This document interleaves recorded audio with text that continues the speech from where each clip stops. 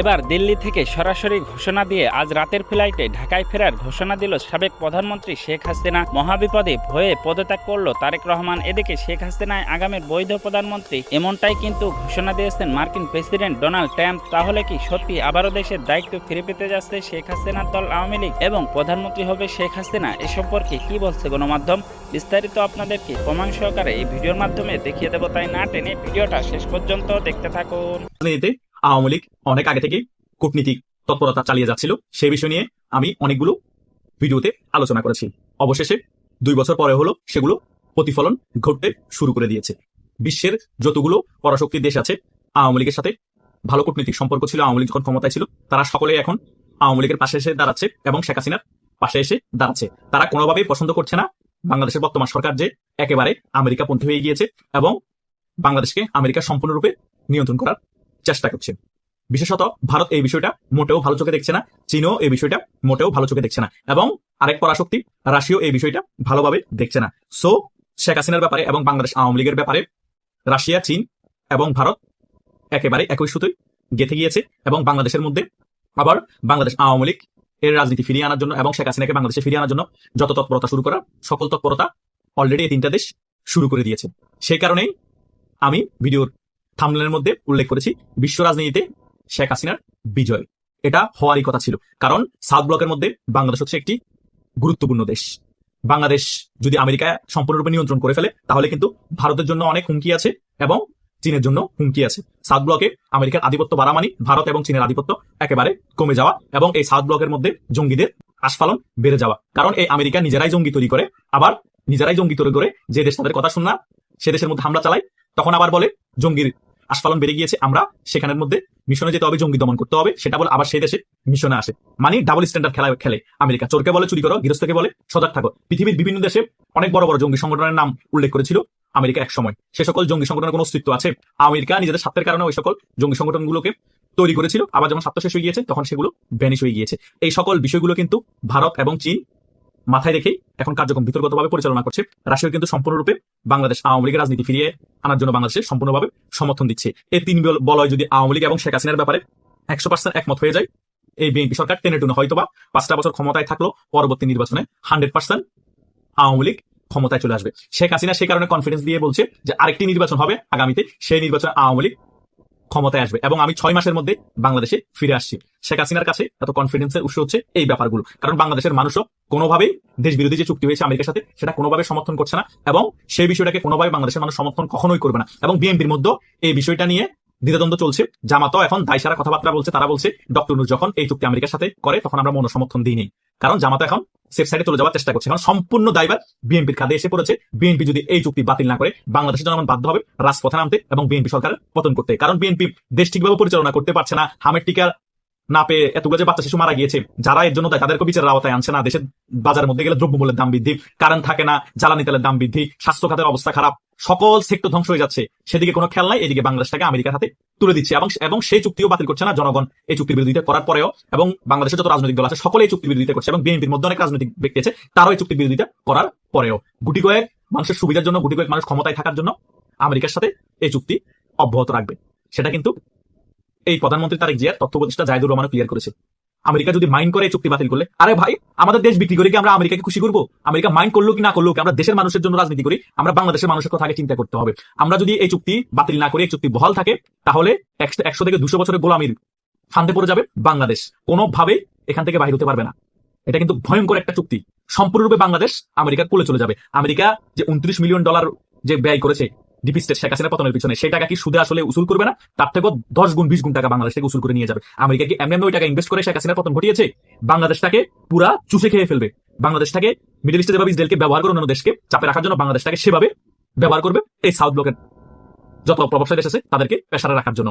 এই প্ল্যানটা কিন্তু আরো 80 থেকে 70 বছর আগে আমেরিকা করে রেখেছে। দ্বিতীয় বিশ্বযুদ্ধের পরবর্তী সময় থেকে সুযোগ পাচ্ছিল না, পেয়েও তারা সুযোগ হারাচ্ছিল, তারপরও সেই প্ল্যান থেকে তারা বিচ্যুত হয়নি। 80-70 বছর পরে হলো এখন চেষ্টা করছে সেই প্ল্যানটাকে তারা সাকসেস করার জন্য। সেন্ট মার্টিনের আশেপাশে তারা ঘাঁটি করবে, বাংলাদেশের মধ্যে তারা আর্মি বেস করবে, সম্পূর্ণ বাংলাদেশটাকে নিয়ন্ত্রণ নিয়ে তারা ভারতকে চাপে রাখবে, পাকিস্তান হাতে রাখবে, চীনকে চাপে রাখবে। এই প্ল্যানটা তারা সাকসেস করতেই হবে। এখন এই প্ল্যানটা সাকসেস করার জন্য সম্পূর্ণরূপে সাহায্য সহযোগিতা করতেছে বাংলাদেশের রাজনৈতিক দল। 1 নম্বর আছে বিএনপি, 2 নম্বর আছে জামাত। মানে আমাদের স্বাধীনতা থেকেও আমরা সেই স্বাধীনতা আমেরিকার হাতে তুলে দিব। এগুলা নিয়ে যদি এখনো বাংলাদেশের জনগণ প্রতিবাদী না হন, প্রতিবাদ না করেন, রাজপথে না নামেন, তাহলে আমাদের বাংলাদেশ শেষ হয়ে যাবে। এখন যেভাবে বুক ফুলিয়ে অন্তত বাংলা ভাষায় কথা বলছেন, রাজপথে হাঁটাচলা করছেন, বিভিন্ন জায়গায় ঘুরতে যাচ্ছেন, তখন সেটা পারবেন না। আমেরিকা যেভাবে বাংলাদেশটাকে চালাতে চাইবে সেভাবে বাংলাদেশটাকে তারা নিয়ন্ত্রণ করে চালাবে। খুবই পেশারে থাকবেন। পাকিস্তানের সাথে আমরা যেভাবে অ্যাটাচ ছিলাম, তখন যেভাবে পাকিস্তানরা আমাদেরকে দমন নিপীড়ন করেছে, 2 টাকার দাম দেনে আমাদেরকে কাজটা হিসেবে জানতো, সেম আমেরিকাও একই কায়দা করবে বাংলাদেশের সাথে। কারণ একটা জিনিস মাথায় রাখবেন, আমেরিকা যাদের বন্ধু তাদের শত্রুর প্রয়োজন নেই। আমেরিকা প্রয়োজনে বন্ধু বানায়, আবার প্রয়োজন শেষ ইউজের মাল হিসেবে ডাস্টবিনে ফেলে দেয়। বিএনপি এটা তো আওয়ামী লীগের কার্যক্রম নিষিদ্ধ করে সবচেয়ে তাদের রাজনৈতিক ভুল সিদ্ধান্ত নিয়েছে। দ্বিতীয় ভুল সিদ্ধান্ত হচ্ছে আমেরিকার সাথে যে দেশবিরোধী চুক্তি আছে সেটা এখনো বাতিল না করে ক্ষমতার কারণে নিজের দেশের মানুষকে বিপদে ফেলে দিচ্ছে, নিজের দেশকে বিপদে ফেলে দিচ্ছে। যারা এখন ক্ষমতা লোভ করছে তারা বুড়ো হয়ে গেছে, এক পা এখন কবরে, যে কোনো মুহূর্তে মারা যেতে পারে। কিন্তু বাংলাদেশের মানুষকে এবং তাদের রাজনৈতিক দলকে এমন জায়গায় বিপদের দিকে ঠেলে দিয়েছে, এই বিপদ থেকে তারা উত্তরণ হতে পারবে না। তারা যদি ক্ষমতাচ্যুত হয়ও, ক্ষমতায় থাকেও, বিশাল বড় বিপদে পড়বে এই বিএনপি রাজনৈতিক দলটা।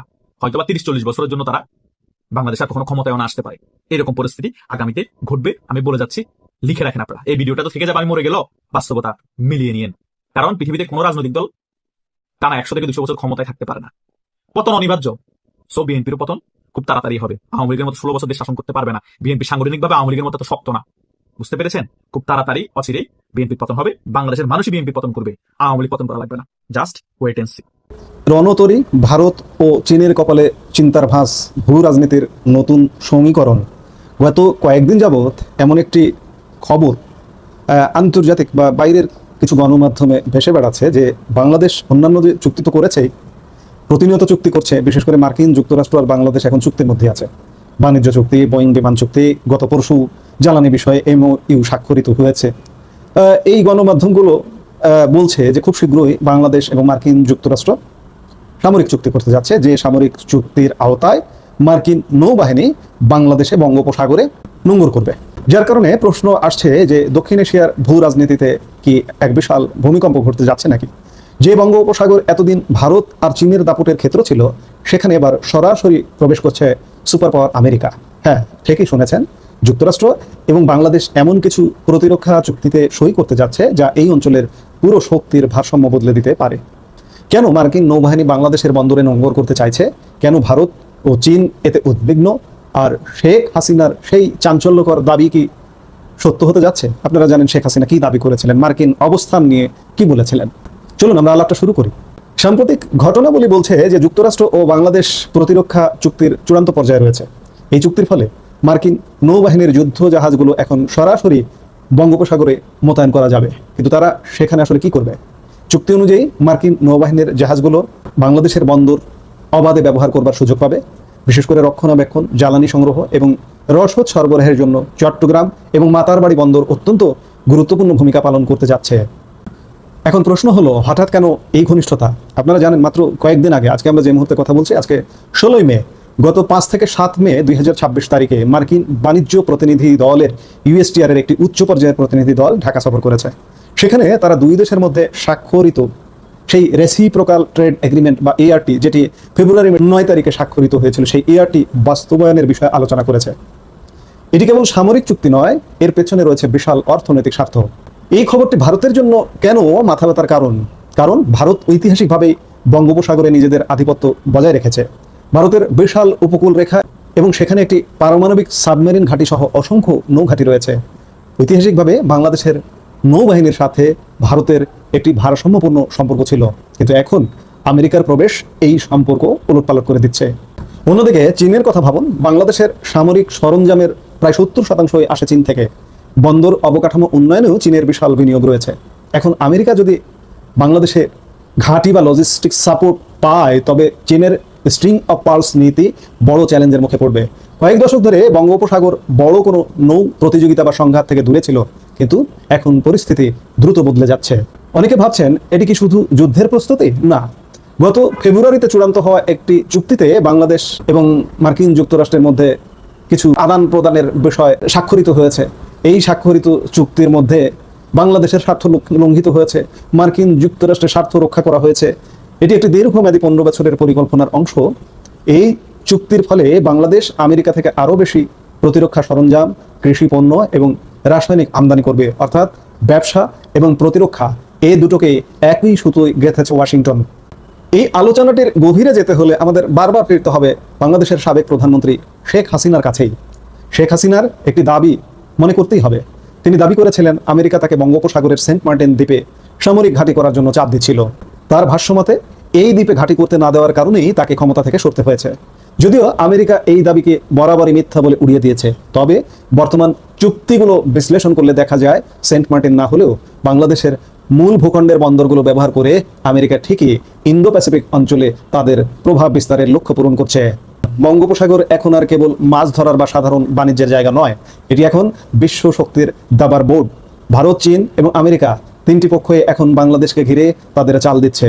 এই চুক্তি বাংলাদেশের অর্থনীতিতে কি গতি আনবে সেটি বড় প্রশ্ন। ভূ রাজনৈতিক চাপে বাংলাদেশ কতটা ভারসাম্য রাখতে পারবে সেটাই এখন দেখার বিষয়। আমেরিকার এই উপস্থিতি কি দক্ষিণ এশিয়ায় শান্তি আনবে নাকি নতুন কোনো সংঘাতের সূচনা করবে? দর্শক, একটা কথা মাথায় রাখুন, সেই 40-50 দশক থেকে মধ্যপ্রাচ্যে আমেরিকা যে অবস্থান নিশ্চিত করেছে, মধ্যপ্রাচ্যে কি আছে, শান্তি আছে না অশান্তি আছে আপনারা জানেন। মধ্যপ্রাচ্যের আজকের অবস্থা কি? মধ্যপ্রাচ্য মাঝে মাঝে উত্তপ্ত হয়ে ওঠে। সেই মার্কিন যুক্তরাষ্ট্র আমাদের এই অঞ্চলেও তাদের কমপক্ষে 6 দশকের প্রচেষ্টা যে আমাদের এই অঞ্চলে একটা অবস্থান নেবে দক্ষিণ এশিয়ায়, 6 দশক পারেনি। কিন্তু সেই পাকিস্তান আমলে বাংলাদেশের সেন্ট মার্টিন একদম কনফার্ম করে ফেলেছিল, কিন্তু বাংলাদেশ স্বাধীন হয়ে যাওয়ায় সেটি আর চান্স পায়নি। বঙ্গবন্ধু যে 3.5 বছর ক্ষমতায় ছিলেন তার কাছে চান্স পায়নি, নাকচ করে দিয়েছিলেন বঙ্গবন্ধু। জিয়াউর রহমান এসে এগ্রি করেছিলেন, সম্মত হয়েছিলেন। পেপার পত্রিকার কাটিং আপনারা যদি দেখেন, আমি কথা বলেছি এটি নিয়ে, তো তাহলে দেখবেন যে জিয়াউর রহমানও সম্মত হয়েছিলেন এবং তিনি মারা যাওয়ায় সেটি আর বাস্তবায়ন হয়নি। এরপর থেকে ঝুলে আছে আছে আছে আজকে সেই জিয়াউর রহমানের সন্তানই ক্ষমতায়, তারেক রহমান।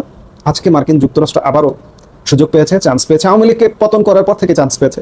ইউনূস দিয়ে শুরু, আর ইউনূসের ধারাবাহিক সরকার তারেক রহমান সরকার। তো যার কারণে আজকে তারা মনে করছে এটা সহজেই বাস্তবায়ন করা সম্ভব এবং অতি দ্রুততার সাথে। দেখুন, নানা রকম চুক্তি হচ্ছে, কিন্তু এর ফলে মার্কিন যুক্তরাষ্ট্র এখানে অবস্থান নিশ্চিত করবে। আমরা আরেকটা সংঘাতপূর্ণ মধ্যপ্রাচ্য হতে যাচ্ছি কিনা এই প্রশ্নটা আপনি করুন, আমি করি। আপনি বোঝার চেষ্টা করুন, যারা একটু বোঝেন বোঝার চেষ্টা করুন এবং আপনার বাংলাদেশের আপামর জনগণকে বোঝান। এখান থেকে যদি মুক্তি না পান তাহলে খবর আছে, আমি এইভাবে বলবো খবর আছে। আজকে আমি একটি উদাহরণ দিয়ে আলাপটা শেষ করতে চাই। এই যে ইরান যে সংঘাত, মার্কিন যুক্তরাষ্ট্র, ইসরায়েল, ইরান সংঘাতের ফলে মধ্যপ্রাচ্যের অন্যান্য দেশগুলো, তাদের রেঞ্জের মধ্যে থাকা যে দেশগুলো আছে, ইসরায়েল বলেন, সৌদি আরব বলেন, সংযুক্ত আরব আমিরাত বলেন বা বিভিন্ন কাতার বলেন, সব জায়গাগুলো কিন্তু সব দেশগুলো হামলার শিকার হয়েছে। প্রতিশোধ হিসেবে ইরান এগুলোতে হামলা করেছে। আজকে যদি বাংলাদেশে একটা সামরিক ঘাঁটি থাকতো, আপনি ঢাকা শহরও কিন্তু হামলার শিকার হতেন। যে বাংলাদেশ থেকে মার্কিন যুক্তরাষ্ট্র বাংলাদেশের ঘাঁটি থেকে ইরানে হামলা করছে, আপনি কিন্তু রক্ষা পাবেন না। তো আজকে যদি মার্কিন যুক্তরাষ্ট্র এখানে অবস্থান নিতে পারে, আপনার আগামী, আমার আগামী, আমাদের ভবিষ্যৎ প্রজন্মের আগামী কি হবে একবার চিন্তা করুন। কাজেই একটু চিন্তা করতে বলবো, চিন্তা করুন এবং চিন্তাটাকে প্রসারিত করুন। প্রিয় দর্শক, এই ভিডিওটা আপনাদের কাছে কেমন লাগলো? যদি বিন্দু পরিমাণ ভালো লেগে থাকে তাহলে অবশ্যই চ্যানেলটাকে সাবস্ক্রাইব করে আমাদের সাথে থাকবেন, যাতে করে এমন নতুন নতুন আপডেট নিউজ সবার আগে আপনাদের হাতে পৌঁছে দিতে পারি। তাহলে সবাই ভালো থাকবেন, সুস্থ থাকবেন। দেখা হচ্ছে পরবর্তী কোনো আপডেট নিউজ নিয়ে।